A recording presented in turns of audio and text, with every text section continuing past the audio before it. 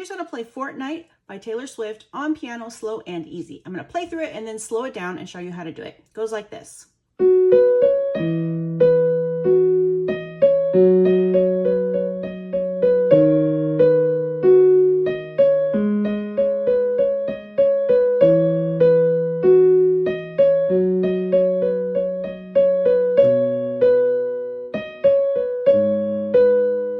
Here's what you do for right hand. Put finger 1 on F sharp, 2 on B, 3 on C sharp, and 4 on D sharp.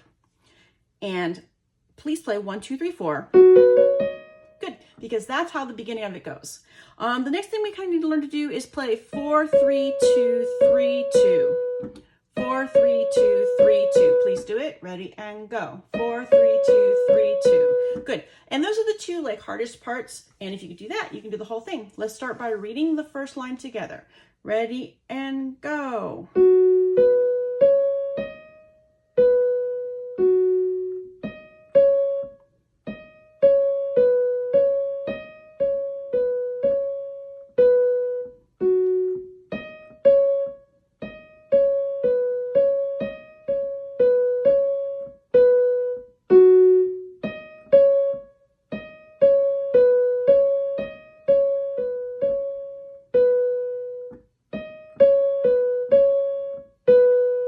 Good. So push pause and practice that for a minute until you got it. And now, when you got it, we'll learn left hand. Left hand is pretty easy. Let's put finger 3 on E, finger 2 on F sharp, finger 1 on G sharp, and then pinky is going to sometimes play, well, a B, and then it's going to move down to this G sharp, okay? But we don't do that until the very end, so don't worry about that right now. You're keeping your fingers right here.